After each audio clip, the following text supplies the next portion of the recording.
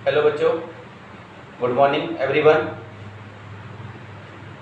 जैसा कि हम लोग जो है केमिकल बॉन्डिंग के 4 पार्ट्स कर चुके हैं, 5वां पार्ट जो है लेके आपके सामने लेकर आए हैं। ठीक है, तो पार्ट नंबर 5, 5वां पार्ट। एक एक पार्ट को जो है आप अच्छे से देखिए, एक एक पार्ट को अच्छे से समझने की कोशिश करिए।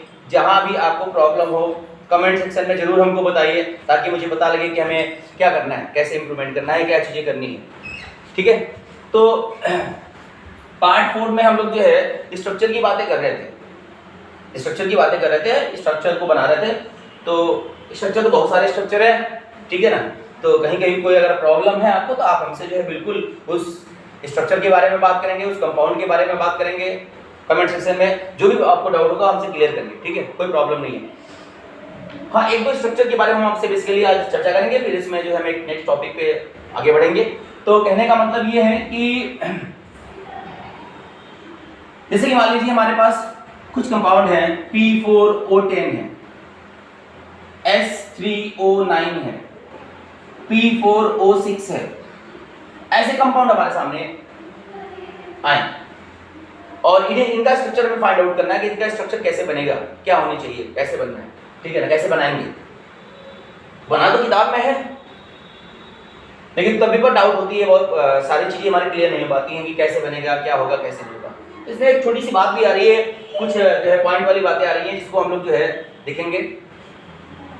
तो अगर मैं P4O10 का, और ये सारे प्रॉब्लम आपके IIT एग्जाम में आ चुके हैं।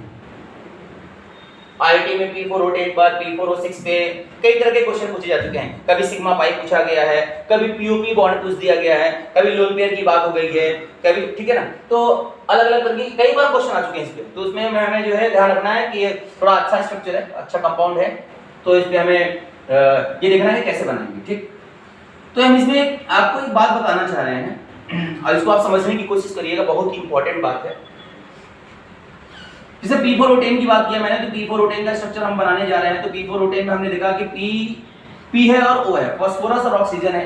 तो सबसे पहला आपका दायित्व ये है, सबसे पहला आपका काम ये है कि आपको सेंट्रल एटम डिसाइड करना है कि कौन सा सेंट्रल एटम होना चाहिए। ठीक है ना, तो यार ये तो पता है कि P और O में जो है सेंट्रल एटम हमारा जो है फास्फोरस होगा, ये तो हम लोग बात कर चुके हैं। जो मैक्सिमम बॉन्ड बनाने की कैपेसिटी रखता होगा वही वो उस कंपाउंड का सेंट्रल एटम होगा। ये दुनिया के हर कंपाउंड पे बात लागू होगी, कहीं फेल होने वाली नहीं है। ठीक, चलिए ठीक है, हमने क्या किया कि अब हमें एक तो क्लियर है कि P और O में P हमारा सेंट्रल एटम है। बेटा यहाँ पे एक सबसे इंपॉर्टेंट बात ये है कि जिस किसी भी कंपाउंड में सेंट्रल एटम की संख्या जो है 2 से ज्यादा होने लगे, ध्यान रखिएगा, 2 से ज्यादा होने लगे, 3, P3, P4, ठीक है ना, P5, XYZ, ऐसे 2 से ज्यादा होने लगे, तो आप दिमाग में बना लेना कि वो जो कंपाउंड है वो साइक्लिक स्ट्रक्चर फॉर्म करेगा, वो साइक्लिक स्ट्रक्चर बनाएगा। मतलब वो ओपन चेन स्ट्रक्चर नहीं होगा, अब खुला नहीं होगा। जैसे नहीं तो आप गलती कर जाएंगे, P को ऐसे लिखेंगे 1 2 3 4 फास्फोरस लगाएंगे, फिर 10 ऑक्सीजन को सेट करने की कोशिश करेंगे, तब मामला गड़बड़ हो जाएगा। आप मतलब रॉन्ग वे में जाना शुरू कर दिए, मतलब आप प्रॉब्लम की तरफ बढ़ रहे हैं लेकिन रॉन्ग वे में बढ़ रहे हैं। ठीक है, तो ऐसा नहीं। हमें देखा यहाँ पे जो सेंट्रल एटम है फास्फोरस, जैसा कि फास्फोरस यहाँ पे सेंट्रल एटम है और उसकी संख्या P4 है, मतलब P4 है, 4 फास्फोरस है, नहीं वो 2 से ज्यादा जा रहा है, 3 जा रहा है, मतलब 3 4 हो रहे हैं। तो कहने का मतलब ये जब भी ये फॉर्म करेगा तो साइक्लिक स्ट्रक्चर ही फॉर्म करेगा, मतलब साइक्लिक स्ट्रक्चर बनाएगा। ठीक है, तो साइक्लिक स्ट्रक्चर बनाएगा तो आपके दिमाग में ये सबसे इंपॉर्टेंट कंडीशन है, इसको आपको सेट करके रखना है। ठीक, अब मैंने क्या किया कि 4 फास्फोरस को मैंने सेट किया, 4 फास्फोरस को मैंने सेट किया। बिल्कुल सिंपल तरीके से स्ट्रक्चर बनाना बता रहे हैं हम आपको, ध्यान रखिएगा, एकदम बढ़िया तरीके से, कहीं कोई प्रॉब्लम नहीं होने वाली है। 4 फास्फोरस किया मैंने। अब कितने ऑक्सीजन है? 10 ऑक्सीजन है। तो स्ट्रक्चर के सही होने की संभावना ये भी होती है, तभी आपका सही होता है स्ट्रक्चर, आपका तभी सही होता है जब आप जो काम एक के साथ करें वही काम आप सबके साथ करें, किसी साथ पार्शियलिटी नहीं करना है, एकदम प्रॉपर तरीके से। जैसे हमने क्या किया, एक ऑक्सीजन यहाँ पे डाला, एक ऑक्सीजन यहाँ पे डाला, एक ऑक्सीजन यहाँ पे डाला, एक ऑक्सीजन यहाँ पे डाला, हर फास्फोरस साथ में एक ऑक्सीजन को आउट बाहर में डाल दिया, रख दिया। 4 तो हो गए, बचे कितने? फिर तो हमने क्या किया, एक यहाँ पे डाल दिया, एक यहाँ पे इनके बीच में डाला, एक यहाँ पे डाल दिया मैंने और एक यहाँ पे डाल दिया, बीच में डाल दिया, 2 फास्फोरस के बीच में डाला, किसी के साथ कोई पार्शियलिटी नहीं हो रही है। अब बचे 2 ऑक्सीजन को मैंने बीच में सेट किया, कहीं पे भी रख दो, ठीक है। रखने के बाद आप सीधा आंख बंद करना, मतलब कुछ सोचना ही नहीं है, बस फास्फोरस के पास 5 इलेक्ट्रॉन होते, 5 के 5 पूरे देना शुरू करो। देखो कैसे दे रहे हैं हमने क्या किया, 2 इसको पकड़ाया, 1 इसको पकड़ाया और 1 इसको पकड़ाया, ध्यान से बिल्कुल 2 इसको दिया, 1 इसको, 1 इसको, अभी भी इसके पास 1 इलेक्ट्रॉन है, ध्यान रखिएगा। इसने भी वही काम किया, 2 इसको दिया, 1 इसको दिया और 1 इसको दिया। इसने भी वही काम किया, 2 इसको पकड़ाया, 1 इसको पकड़ाया और 1 इसको पकड़ाया। इसने भी वही काम किया, 2 इसको पकड़ा दिया, 1 इसको दे दिया और 1 इसको दे दिया। बेटा बाहर वाले ऑक्सीजन का और ये जो रिंग में ऑक्सीजन है, इन सबका ऑक्टेट पूरा हो चुका है, जैसा कि आप देख रहे हैं। अब बचे कौन से, बीच वाले ऑक्सीजन, 2 ऑक्सीजन है, कोई दिक्कत नहीं है, हर ऑक्सीजन को 2-2 इलेक्ट्रॉन चाहिए, इनके पास ऑलरेडी 1-1 इलेक्ट्रॉन है, 4 फास्फोरस है, तो एक ने क्या किया, इसको पकड़ा दिया और एक ने इसको पकड़ा दिया। इसने भी क्या किया, एक ने इसको पकड़ा दिया और एक ने इसको पकड़ा दिया। इस ऑक्सीजन का भी काम पूरा हो चुका है। जैसा कि इस आईआईटी ने पूछा था कि p4O10 में कितने सिग्मा बॉन्ड होते हैं, ठीक है, कितने सिग्मा बॉन्ड है, तो अभी हम सिग्मा पाई पे आएंगे, ठीक है ना। p4O10 और p4O6 में कितने pop बॉन्ड है, pop बॉन्ड कितने एग्जिस्ट करते हैं, ठीक है, वो भी हम लोग देखेंगे बाद में। हालांकि अगर pop बॉन्ड की बात हो तो pop मतलब उन्होंने इंडिकेट किया हुआ था कि pop बॉन्ड कितने हैं, p4O10 एंड p4O6, इन दोनों कंपाउंड को लिया गया था, इसको और इसको साथ में लिया गया था और पूछा गया था कि कितने pop बॉन्ड है। ऑप्शन दे रखा था 6-6, 5-5, 6-5, 6-4, ऐसे करके ऑप्शन बनाए गए थे, ठीक है। तो अगर आप देखेंगे तो इसमें जो pop बॉन्ड है, फिलहाल अभी इसकी बात कर रहे हैं, इसमें जो pop बॉन्ड है वो A है, pop 1, pop 2, pop 3, pop 4, pop 5, pop 6। तो p4O10 में जो pop बॉन्ड की संख्या है वो तो 6 हो गई। अब ऐसे p4O6 में भी देख लेंगे, जो भी आएगा उस हिसाब से ऑप्शन को मैच कर लेंगे, ठीक है। तो ये हमारा था p4O10 का स्ट्रक्चर, ठीक।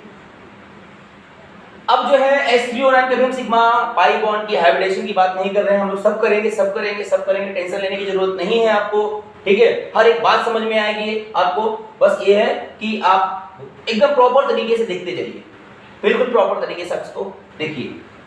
जहां प्रॉब्लम हो आपको, आप बिल्कुल आप हमसे कमेंट सेक्शन में बताइए कि जो है सर हमें यहाँ पे प्रॉब्लम है, ठीक है।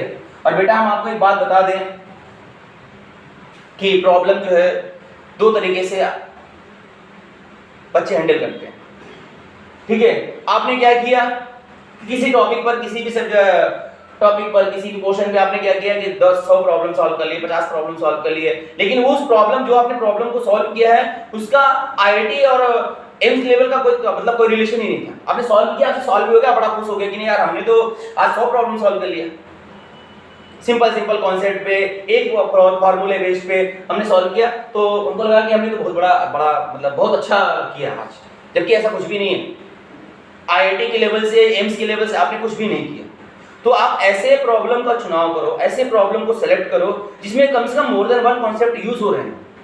किसी भी टॉपिक पर हम बात करेंगे तो आप ऐसे प्रॉब्लम को चूज कर लो, एक्सरसाइज से निकाल लो, एनसीईआरटी के एक्सरसाइज से निकालो कि भैया हमने 5-6 प्रॉब्लम को निकाला, 10 प्रॉब्लम को एनसीईआरटी एक्सरसाइज से निकाला, और आप उसको करने की कोशिश, जहां पे मोर देन 1 कॉन्सेप्ट लगे तो वो आपके लिए बहुत अच्छा रहेगा। हम बड़ा खुश होते हैं, सिंपल प्रॉब्लम सॉल्व कर लेंगे, हमको लगा कि हमने तो बहुत सॉल्व कर लिया।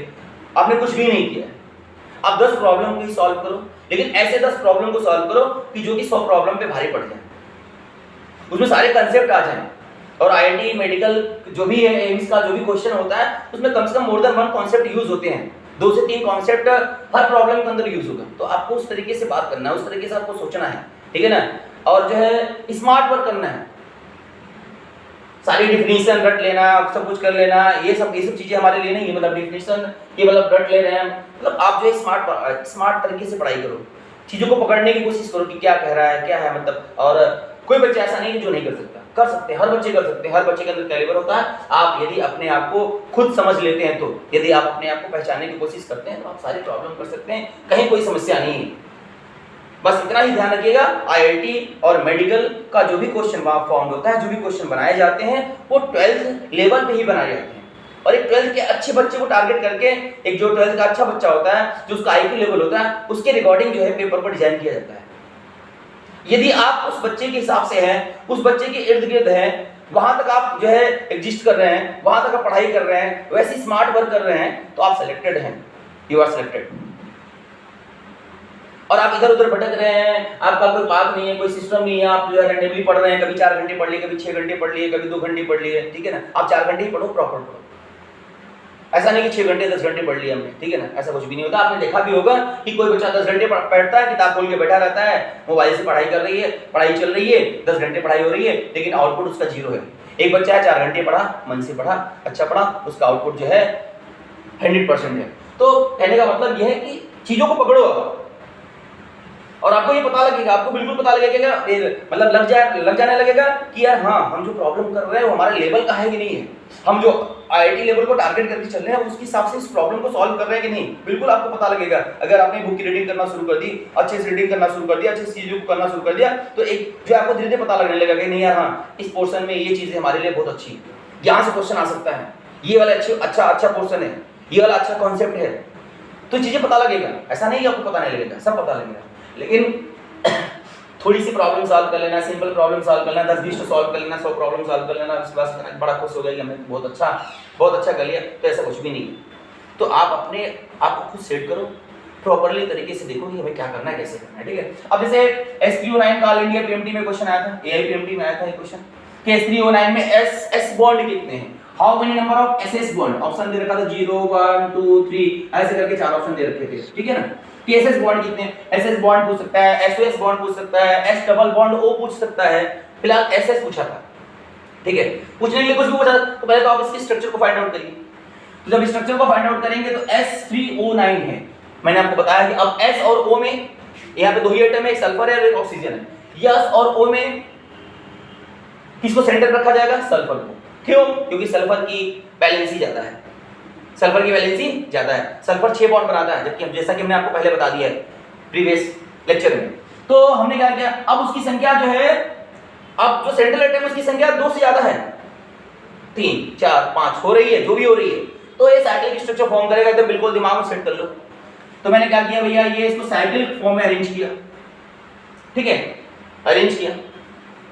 अब यहाँ पे जो है मैंने क्या किया, कितने ऑक्सीजन है, 9 ऑक्सीजन है, तो मैं 2 ऑक्सीजन यहाँ पे डाला, 2 ऑक्सीजन यहाँ पे डाल दिया, 2 ऑक्सीजन मैंने यहाँ पे डाल दिया, कितने ऑक्सीजन हो गए टोटल 6, बचे कितने 3, एक यहाँ पर डाला, एक यहाँ पर डाला और एक यहाँ पे डाल दिया, रखा, टोटल अरेंजमेंट हो गया मेरा, 9 ऑक्सीजन का अरेंजमेंट हो गया। अब कुछ मत करो, पकड़ाना शुरू करो, जिसको जितना चाहिए उसको उतना पकड़ाते जाओ, और बस ये ध्यान रखना कि जिससे पकड़ा रहे हो उसके पास कितने इलेक्ट्रॉन है। जैसे सल्फर पकड़ाने जा रहा है, इलेक्ट्रॉन देने जा रहा है सबको, तो सल्फर के पास कितने हैं, सल्फर के पास मैक्सिमम है 6, 6 के 6 पूरे दे सकता है। तो इसने क्या किया, 2 इसको पकड़ाया, 2 इसको पकड़ाया, एक इसको और एक इसको, काम खत्म हो गया सल्फर का, दे दिया पूरा 6 के 6।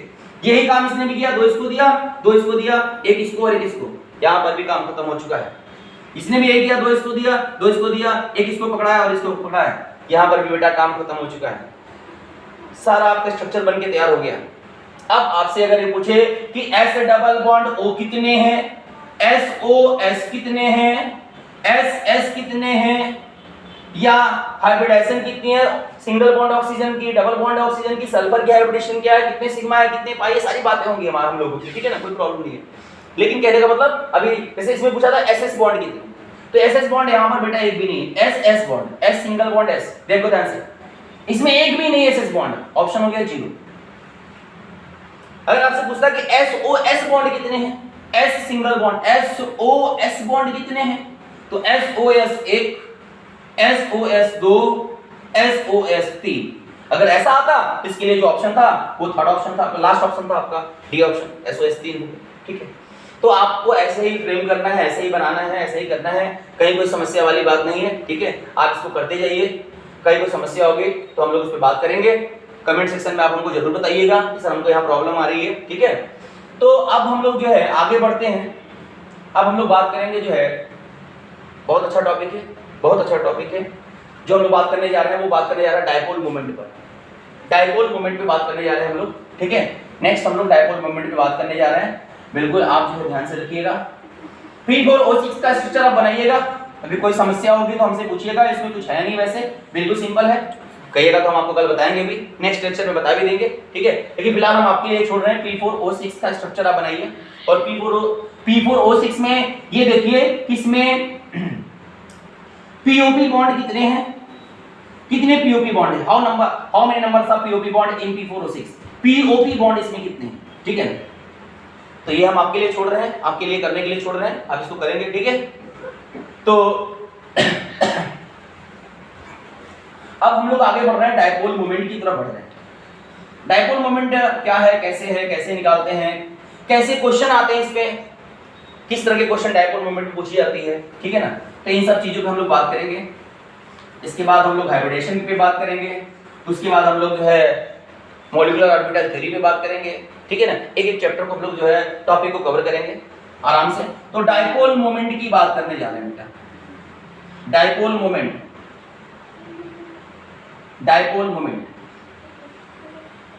बहुत इंपॉर्टेंट है, बहुत अच्छा है, ध्यान रखिएगा। डायपोल मोमेंट हम लोग बात करने जा रहे हैं। डायपोल मोमेंट को जो है हम लोग बेटा म्यू से डिनोट करते हैं, म्यू से इंडिकेट किया जाता है, it is denoted by mu. और एक जनरल फॉर्मूला इसका है कि डायपोल मोमेंट जो होता है म्यू इज इक्वल टू होता है Q इंटू डी। हमें प्रॉब्लम सॉल्व करना है, ठीक है, कंपटीशन का प्रॉब्लम सॉल्व करना है, कैसे सॉल्व करना है, किस तरीके से सॉल्व करना है, किस तरीके से हमारे प्रॉब्लम सॉल्व हो जाए, ठीक है ना। हमें उन बातों पे ध्यान रखना है, न कि फालतू बातों पे ध्यान रखना है। आपके एक प्रॉब्लम भी नहीं रुकेगा यदि आप टॉपिक को समझेंगे। एक प्रॉब्लम यदि आपका रुक जाएगा, आप प्रीवियस ईयर में जो भी क्वेश्चन आए हैं इस टॉपिक से रिलेटेड, एक स्ट्रक्चर से, आप अगर देखिएगा सब होगा आपका, कहीं कोई समस्या नहीं होगी, ठीक है ना। तो डायपोल मोमेंट जो है it is denoted by mu. एक general formula mu is equal to Q into D होता है, जहां पे Q है चार्ज और D है डिस्टेंस, एटम्स के बीच का डिस्टेंस। ये तो मतलब ये वैल्यू गिवन होती है, ठीक है। और डायपोल मोमेंट की जो यूनिट होती है वो होती है डिबाई। इसकी जो यूनिट होती है वो होती है डिबाई, इसकी यूनिट होती है डिबाई, ठीक है। तो mu is equal to Q into D. ये तो मान लीजिए दिया है, ये तो वैल्यू दी रहती है, तो हम रख के निकाल सकते हैं। लेकिन ऐसे क्वेश्चन आपसे पूछा नहीं जाता है, ऐसे क्वेश्चन आपसे पूछा नहीं जाता है, ध्यान रखिएगा, ठीक है। इस पर दो तरह से क्वेश्चन पूछे जाते हैं, दो कॉन्सेप्ट क्वेश्चन पूछे जाते हैं, और बड़ा अच्छा कॉन्सेप्ट है, ध्यान रखिएगा। पहले तो आपसे एक ये चीज पूछी जाएगी कि म्यू कब जीरो होगा और म्यू नॉन जीरो कब होगा। पहले तो दो बातें हैं कि किस कंपाउंड का डायपोल मोमेंट जीरो हो रहा है और किस कंपाउंड का डायपोल मोमेंट नॉन जीरो हो रहा है। ऐसे क्वेश्चन आपसे पूछ दिया जाएंगे, which of the following compound has zero dipole moment, which of the following compound has non zero dipole moment. इस तरीके से क्वेश्चन आपसे पूछा जाएगा, ठीक है। और दूसरी कंडीशन ये है कि arrange the increasing order of the dipole moment of the following compound. दूसरा कंडीशन ये होता है कि आपसे डायपोल मोमेंट का इंक्रीजिंग और डिक्रीजिंग ऑर्डर पूछ देगा कि अरेंज द इंक्रीजिंग। मान लीजिए दो तीन कंपाउंड दिए गए हैं और आपसे कह देगा कि इंक्रीजिंग ऑर्डर क्या होगा, डिक्रीजिंग ऑर्डर क्या होगा। तो इस पर मेनली दो तरह के क्वेश्चन पूछे जाते हैं और बहुत ही इंपॉर्टेंट है, आप ध्यान रखिएगा, बहुत ही इंपॉर्टेंट है। कब म्यू जीरो होगा, कब म्यू जीरो नहीं होगा, इस बात पे भी हमें ध्यान रखना है। और इलेक्ट्रोनेगेटिविटी के आधार पे भी हम लोग बात करेंगे। दो कंडीशन दो है। पहले तो हम म्यू जीरो कब हो रहा है और कब नहीं हो रहा है, हम इसकी बात करने जा रहे हैं कि कंपाउंड का डायपोल मोमेंट किसका जीरो होता है और किसका नॉन जीरो होगा, ठीक है। पहले तो हम उसकी बात करेंगे कि म्यू का जीरो होना और म्यू नॉन जीरो कब होता है, ठीक है। तो इसके लिए एक सिंपल लाइन है, एक लाइन का स्टेटमेंट है, ध्यान रखना। all atom are same with respect to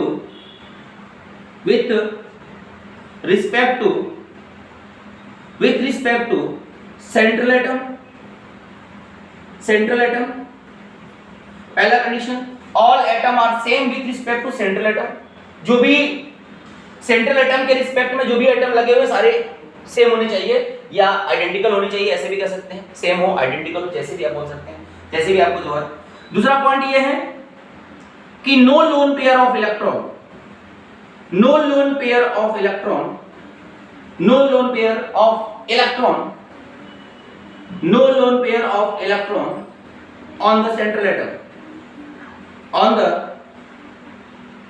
on the central atom, on the central atom, no lone pair of electron on the central atom, ठीक है। सेंट्रल एटम, यदि ये दोनों कंडीशन, ध्यान रखिएगा, यदि ये दोनों कंडीशन जिस किसी भी कंपाउंड के लिए फुलफिल्ड होगा, दोनों कंडीशन दोनों लगनी चाहिए, पहला भी लगना चाहिए दूसरा भी, मतलब कहने मतलब सेंट्रल एटम के रिस्पेक्ट में जो भी ग्रुप है वो सभी सेम होने चाहिए, पहली बात सभी सेम होना चाहिए। और दूसरी कंडीशन ये भी देखना है आपको कि सेंट्रल एटम के पास लोन पेयर नहीं होना चाहिए, no lone pair of electron on the central atom. अगर ये दोनों कंडीशन जिस किसी भी कंपाउंड के लिए फुलफिल्ड होंगी, जिस किसी भी कंपाउंड के लिए फुलफिल्ड होंगी, उस हर कंपाउंड का जो है म्यू जो होता है बेटा वो जीरो होता है, म्यू इक्वल टू जीरो होता है, ध्यान रखना बहुत इंपॉर्टेंट कंडीशन है, उस हर कंपाउंड का जो म्यू है वो जीरो होता है। अब इन दोनों में से ये ध्यान रखिएगा, इन दोनों में से यदि एक कांसेप्ट कोई फेल होता है, मान लो ये वाला लग रहा है लेकिन ये फेल हो गया, सेंट्रल एटम के पास लोन पेयर बच रहे हैं, या ये लाइन सेटिस्फाई हो रही है, ये डिफरेंट हो गया, अगर इन दोनों में से कोई एक अलग होता है तो उसका नॉन जीरो हो जाएगा, उसका क्या हो जाएगा, नॉन जीरो हो जाएगा, ठीक है ना। तो मैंने अभी हम लोग प्रॉब्लम के माध्यम से, प्रॉब्लम के तरीके से हम लोग सब कुछ देख लेंगे, ठीक है। तो ये दो पॉइंट आप नोट डाउन करिएगा, लिख लीजिएगा, लिख भी लिए होंगे कि all atom are same with respect to central atom, सारे ग्रुप ऑफ एटम जो है वो सेम होने चाहिए सेंट्रल एटम के रिस्पेक्ट में। दूसरी कंडीशन, सेंट्रल एटम के पास no lone pair of electron, no lone pair of electron on the central atom, ठीक है। अगर ये दोनों चीजें जिस किसी भी कंपाउंड के लिए फुलफिल्ड हो रही हैं, उसका म्यू जीरो हो जाएगा, और इन दोनों में से यदि कोई एक फेल हो रहा है तो नॉन जीरो होगा। अब कैसे करना है, कैसे देखते हैं हम लोग, ये देख रहे हैं, ठीक है। यहां तक बातें आपको समझ में आ रही होंगी, और करना भी है, समझना भी है, कहीं कोई सब प्रॉब्लम हो तो उसको आप जो है समझने की कोशिश करिए, ठीक है। तो जैसे मान लीजिए मेरे पास बहुत सारे कंपाउंड आ गए, BF3 आ गया, AlCl3 आ गया, AlCl3 आ गया, AlCl3 आ गया, BE